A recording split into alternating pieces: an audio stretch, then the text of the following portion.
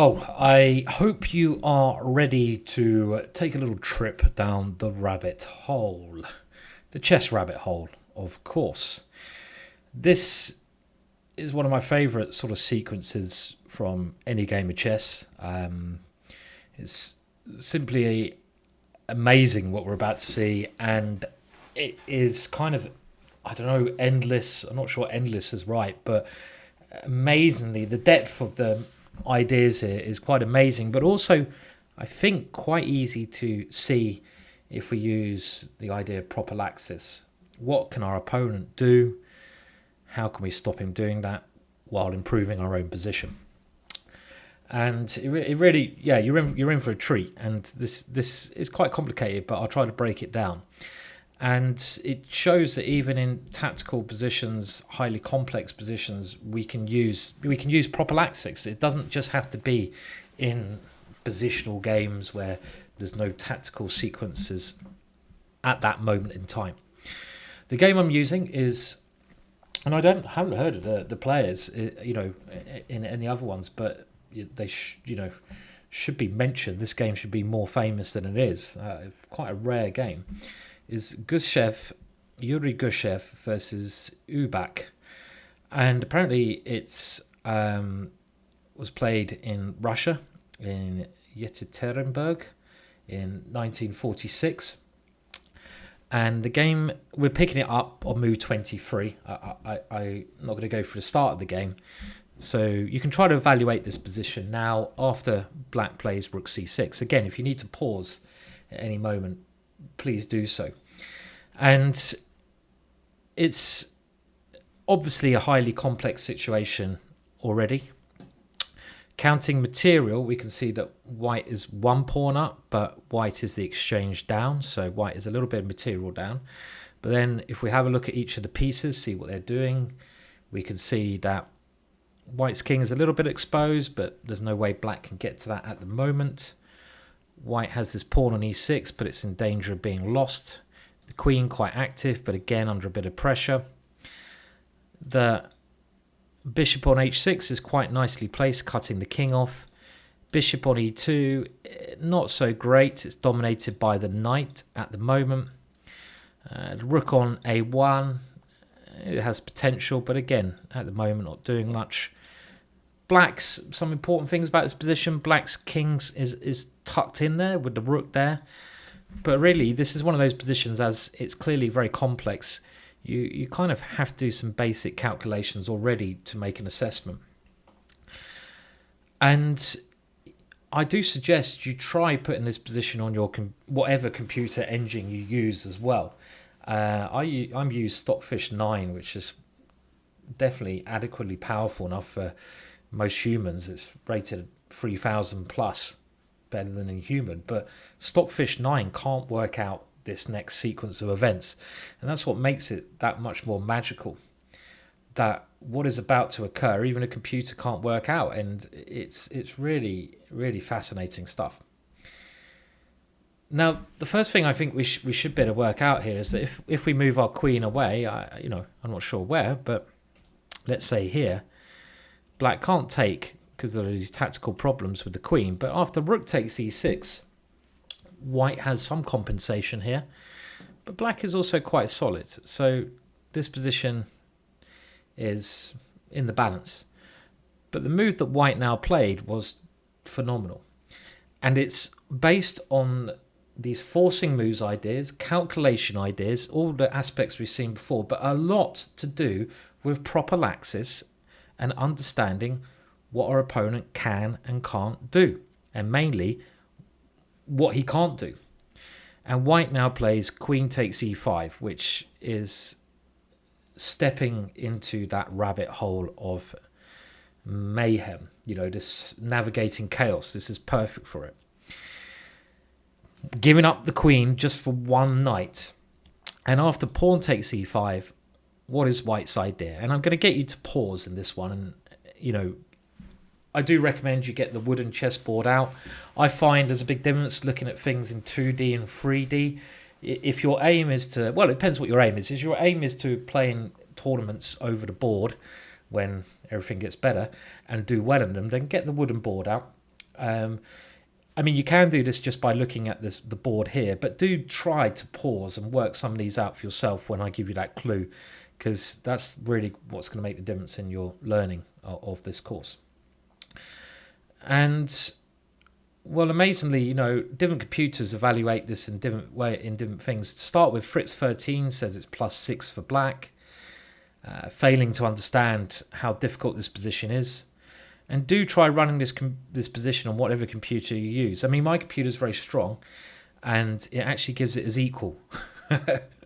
My Stockfish gives this now as equal after letting it run. But what is White's idea behind this seemingly crazy move?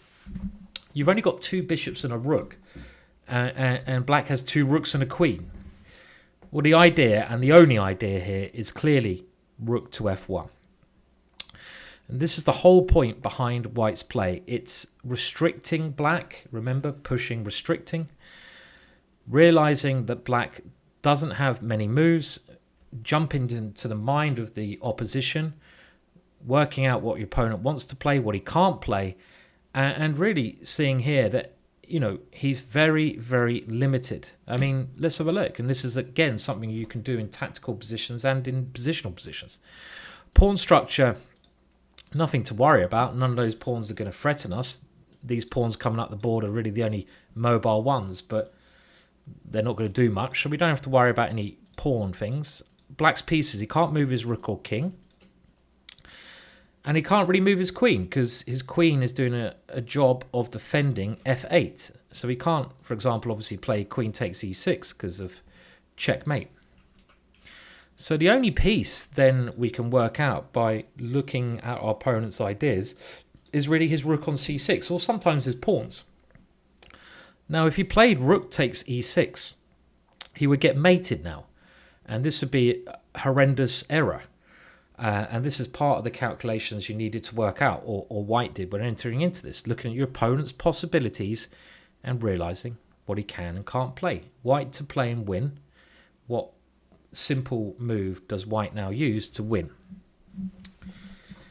Well, again, you look for maximising your pieces and tying down the only active piece your opponent had. And with bishop c4, Black cannot move any piece. He can only move his pawns. And next move, we're taking on e6 and going rook f8 checkmate.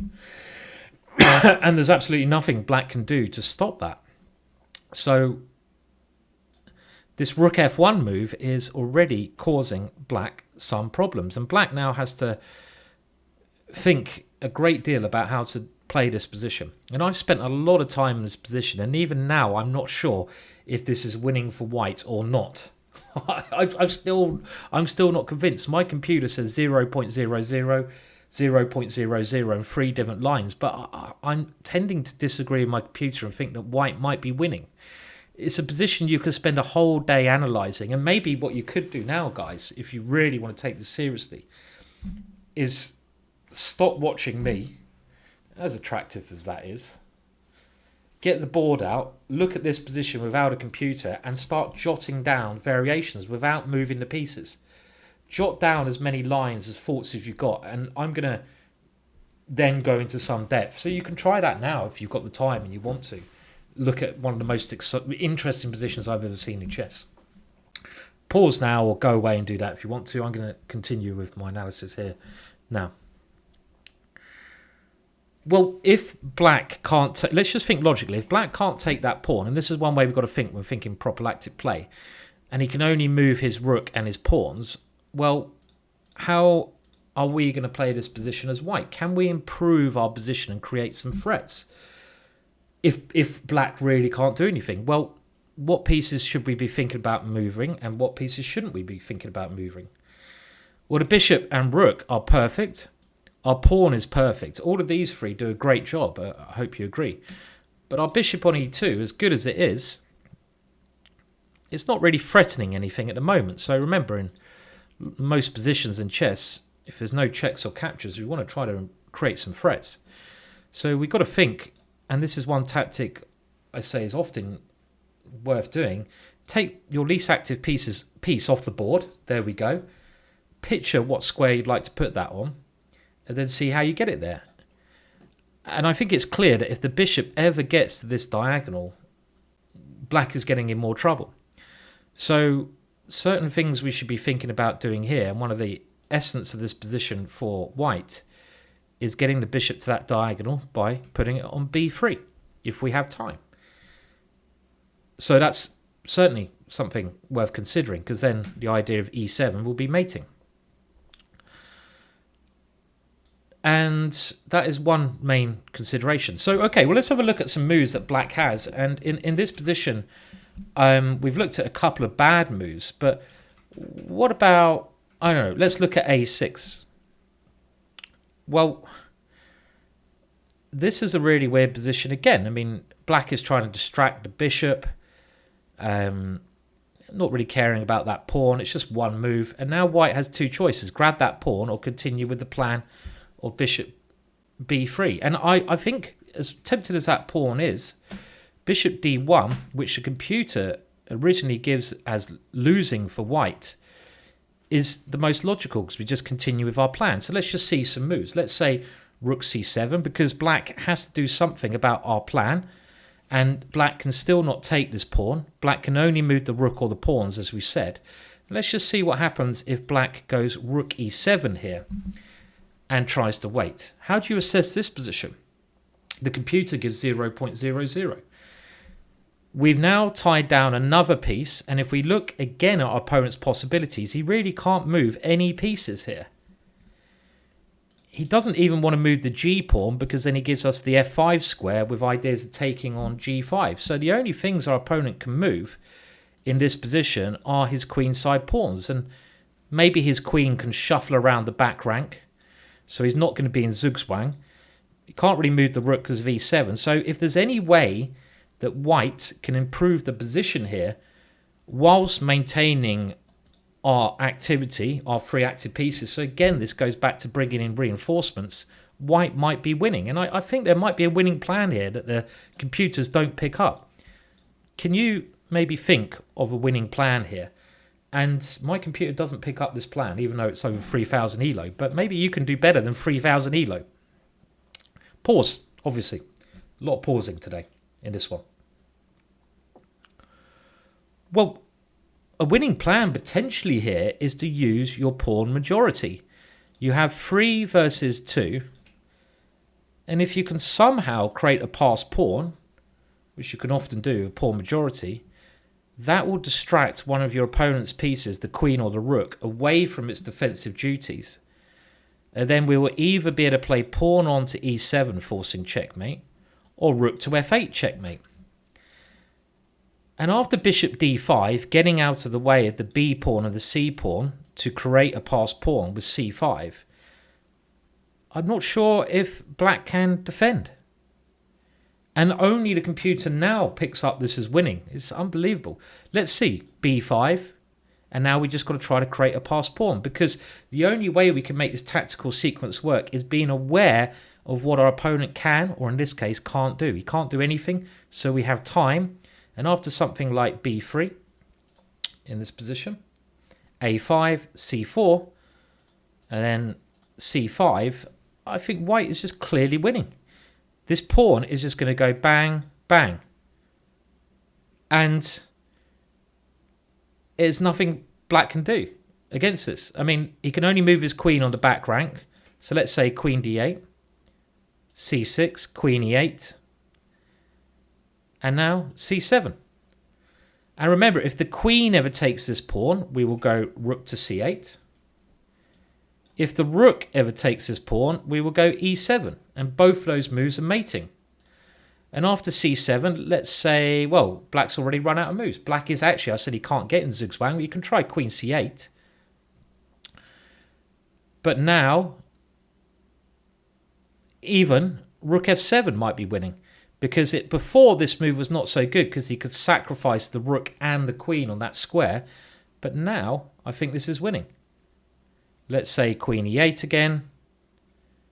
And in this position, we can just take the rook. And that is just winning, as we see. Amazing, yeah? So let's go all the way back to this position around here when we've played the sacrifice. another thing I would like to say in this position, which a lot of beginners might be tempted to do as white, and this is a really beginner fresh, they might be thinking, can I force issue a rook f8 check or rook f7? Get some material back. They might panic. Now, you might panic in this position if you don't understand what your opponent can't do. If you understand that black can't do anything, you might be in a rush to get the material back. But of course, in all these situations where you play rook to f8 check, you're just losing because you're letting black out of the bag. And the same goes if you were trying rook f7. You're losing again because black can now breathe a sigh of relief, re-sacrifice and escape. You're releasing all the tension in the position. So Komodo's top choice here, and this is another computer I put this position on, is rook to c7. But again, I think we just go for the improvement of our piece. So bishop d1. Let's say bishop g7, a different way. And again, please don't be in a rush to take that one because, again, black can't move. You've got to realise this. We just go bishop b3. And I think white's winning plan is, again, bishop d5, and then get the passed pawn, queen to c pawn. Phenomenal stuff. If you worked out that was the winning idea, you did brilliantly well to understand all the factors. You're literally understanding all the factors of the position. Well done. Now, in the game, black tried rook c8. So let's just see how the game developed, shall we? And now bishop d1, of course. And black came up with as good a defensive idea as I can find in this position. And the idea was not to defend passively with a rook here and wait for the c-pawn to come, but to try and give some material back by playing rook c4. We continue, bishop b3, and now b5, which looks like a very good way to defend. Because, of course, if that rook moved, then, well, there's a couple of ways to win, aren't there? e7 in this position, or rook e8 first. It's like those tactics you swap around the order of. Both of those moves do the job brilliantly. So b5 forced, and now you've got another decision. Now you've got to think here, okay, well, right, well, what do I do now? Because I've got my bishop to the best square, my rook to the best square, my other bishop and pawn. Surely I can't improve this position. But you've also got to think about your opponent. Well, my opponent can't move his queen because of rook f8 always. He can never take my pawn because it gives up that square. It doesn't matter if he just goes to e7. He's still not doing anything. Or, you know, he can't move his king as rook. He can't move this rook there. So can I get him in zugzwang? Well, probably not, because my opponent can still move his queen and shuffle around. In this case, I can't get a past c-pawn. So can I win this position in any way? And I want you now to have a good think about this position.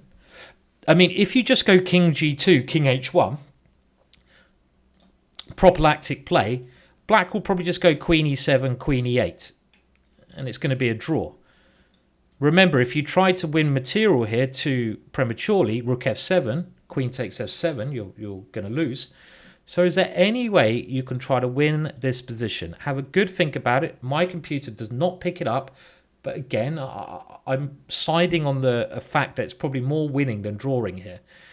I still haven't found a defense of black. Maybe there is one in the position. This is why I'm so fascinated by this whole thing. So pause, look at the position, think of a concept, a plan. Remember, as well as stopping your opponent's play, chess is about improving your play. So prophylactic play is hand in hand with positive play as well. So think how you can continue now. Pause now.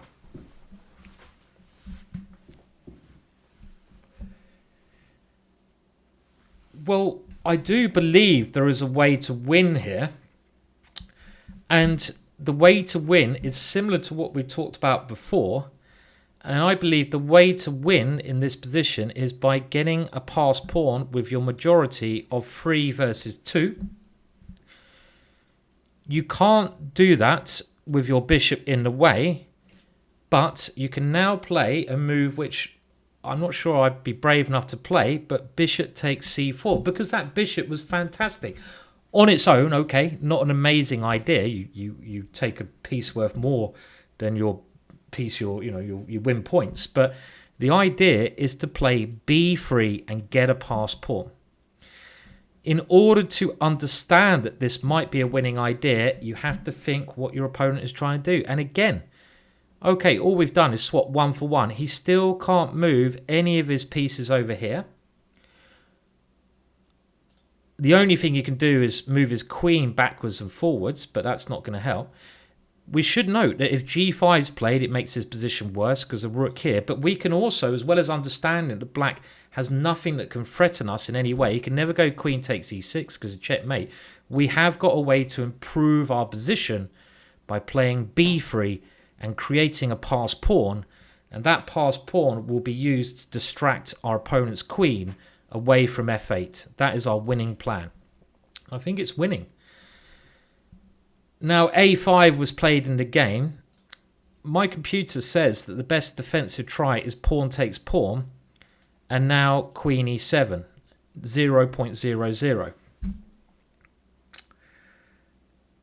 Now, let's just see how this could turn out. I mean, again, I might even put the computer evaluation on the screen just to show you, because, you know, for you know, some of these variations. Let's just put that on the screen somewhere, shall we? Just so you can see it down there. Just for this one. And let's just see if we follow some of the moves, shall we? Well, I mean, we can go c4. There's nothing wrong with that. We could also attempt to play b4, a6. Let's put our king on a light square. It can never get checked. And now queen b4. And this is maybe the only way black can try to draw. And he's doing this by keeping hold on this file. So I'm just wondering again if there's any way we can try to win. One way we could try to win is getting the rook to f7, threatening their check. So I'm wondering, is this... Because if we move the rook now, he comes in. So this might be a draw. But even here, in this position, after queen e7, I'm not 100% convinced. Let's say I go b4 here, stopping that queen from going. He goes a6. And now what's my winning idea? Well, I want to meet queen d6 with rook f7. So I'm thinking about what my opponent's going to play. He's running out of moves. He can't move anything except for his g-pawn or his queen. If he goes g5, surely I've got rook f5 and he's getting zugzwang. But queen d6, I want to go rook f7, but then he's got this check here. Is there any way I'm just thinking logical. And all of a sudden, the computer changes its mind, and it says if we play a waiting move, rook f2, we're winning. How amazing is that? And the point is, the only way you can come up to this is seeing black only has 2 moves. And after queen d6, we now play rook f7. And our idea is to check on g7, force king f8, and then win the queen. So queen d1, can we escape the checks here? And after king here, check. And now king here, check. We can play rook f3. Unbelievable. It's so complicated, and we're completely winning here. You have to guard f8, so you have to come back here. And now there's another amazing idea here. A couple of amazing ideas, because black's kind of run out of moves. But the computer is now giving c4, queen takes here, c5, queen takes here, rook f7. So how is this winning? Let's say he goes check here, and now that the queen doesn't have any back checks, we can just go king to g4, and unlike the queen being on this square, it could come to some of these squares to check. There's no more checks by sacrificing our pawns, and we are going to go check and then win the queen. It's unbelievable. For example, here, black has to guard f8, so queen to b4, and now this is a winning maneuver. Check, discovered check. Unbelievable. I mean, I've never seen anything like this game. It's fascinating. So even though the computer, after the move b3, says it's a draw, I don't think it is. So the game continued a5, and now white took on c4, queen e7. There's nothing else that black can do here. And I really like the next move. There might be more than one ways to win, but again, we've got to think, what is black going to play? And black has to keep his queen really on this file, as we've seen, and white just plays his queen to a square where it's going to avoid any checks. And I think this is a brilliant move, realizing again through prophylactic thinking that black can't do anything and we can take our time. And he just improves his pieces as much as possible before trying to do anything forcing, because he understands the position. Queen a3. And now rook to f2 was played like before, just stopping any checks. In actual fact now, there was a quicker win. Can you see a quicker win now? And it was actually very similar to the line I just gave, which was in highly complex. But of course, if you can ever force a win, and you must always look for the forcing moves first, because at some point a forcing win has to be played. And that's what you should be doing here. There is a way you can force a win through something a bit more proactive than rook f2. Even though I like rook f2, it's amusing. Pause if you need to. Well, again, rook f8 is losing for white because you lose your rook. e7 doesn't work. But now that black has lost control of f7, rook f7 is a winning move. And the only line you needed to analyze here was, can black get enough checks, get perpetual check? But the point is, when he takes on c3, we go king g4, and like before, black has no checks in that position, so he's losing. So for example, check, king moves, there's only one more check, king goes to g4, there's no more checks, and you have to cover the square there. So for example, let's say you go queen a3, to cover that one, well, I can even go c5 here. Because now I'm threatening rook to f8 check, and I'm forcing your queen now to pop out in the open. Why do I want it to pop out in the open? Because now I've got this winning maneuver of check, king moves, and check. Your queen is in the open. I'm winning the queen. Brilliant. So anyway, rook f2 was played in the game. Black can't do anything. Black goes back. I think white was enjoying himself. So white just goes back again. Rook f1. In actual fact, some move with c5 would have been the best way. Again, trying to force it. And after queen takes c5, we now go rook f7. And again, because we put our king on this square, black has no checks. So we're threatening one of these two squares with our rook, completely winning as we just seen. Black's best try here is queen to a3. And now, what is white's best move in this position? If you find this move, you are really understanding this game and the beauty behind it. There's one move here to me that just trumps all moves. Not Donald Trump's, trumps as in is the best. Pause if you need to. What would you play here? And this move, maybe my favourite move of the entire sequence. I know there's more than one way to win, but one move to me stands out. And this, you're only going to find this move if you're thinking along the lines of this chapter. Control. What is my opponent trying to do here? Prophylactic play. What's he trying to do? If he can't do what he's planning to do, what else will he do? Will he run out of moves? Will I win? This kind of way of thinking. Pause. Well, black, as we've seen, is trying to come in on one of these two squares and get some kind of perpetual check. My favourite move is the simply brilliant king to h1. Because black cannot check on c1 because our bishop will take it. There's no stale matrix with the g-pawn. And black, after this very subtle move, is completely lost. Because remember, if the black queen gets out of the hiding of the pawn. For example here, if you go check straight away, king f8, you can't win the queen with any check because it's got some cover. So we don't want to rush it. What we want to do is force the queen out of cover. Let's say it tries to keep its cover with a4. Okay, well, let's just play h3. Because at some point, it will have to get out of cover. Okay, you can go g5 if you want to. But maybe, well, there's a couple of ways to win here. We have to do this a little bit more carefully now. Maybe rook f5 is the cleanest. But at some point, as soon as this queen comes out of the cover, what we're going to do, well, we go rook f8, checkmate there. And if it goes to any other square, we go rook check, and then checkmate, check, winning the queen. So the way I'm thinking actually now, instead of playing h3, was h4 even better?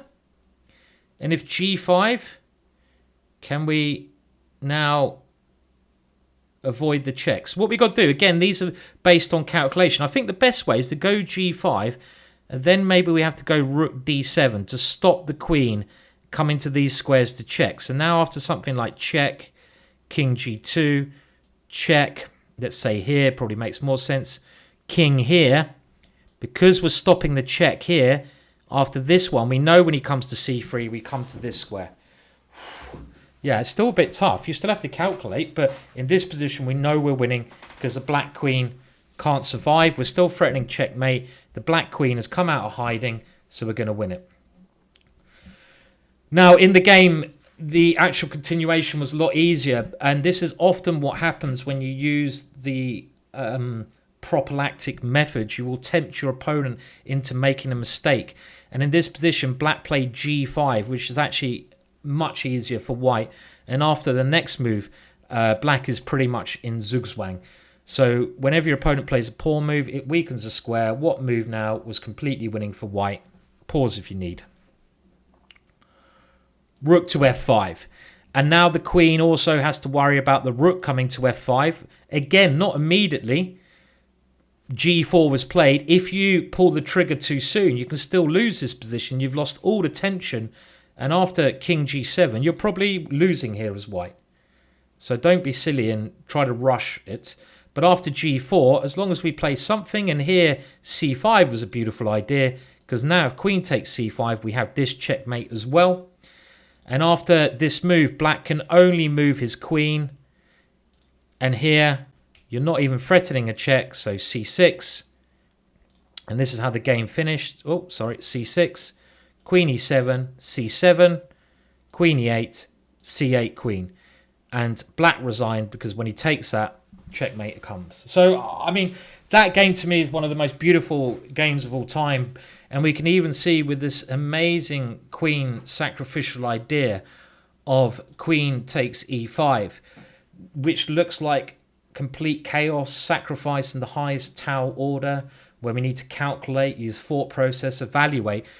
One of the key reasons that this works is that white is really thinking prophylactic style and realizing that black cannot do anything about this. Now, I know that's confusing. I hope you got to grips with some of the stuff I was explaining there, and I hope you enjoyed that example clearly as much as I did. Let's move on.